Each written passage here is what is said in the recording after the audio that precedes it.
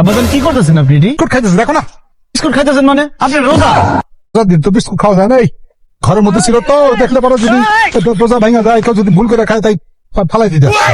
তো ফালাই দিতে আসছেন ভালো কথা, কিন্তু মুখের সামনে ধরেছেন কেন? কোনো ভুল হয়েছে? আমি ঠিক করে দিলাম, তারপরে খাম না। হ্যাঁ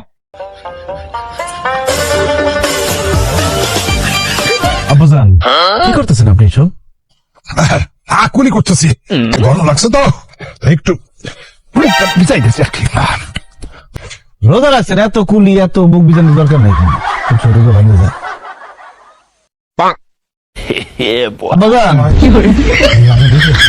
না আব্বাজান, আপনার লিগে আমার খুব মায়া লাগতেছে। আপনার তো রোজা রেখে অভ্যাস নাই, এজন্য কষ্টটা বেশি হইতেছে, তাই না? আজান দিয়েছে, আজান না বাজান এখন দেয় নাই। আব্বা একটা কথা বলি, আপনার যেহেতু বেশি কষ্ট হইতেছে, রোজাটা ভাঙিয়ে ফেলান।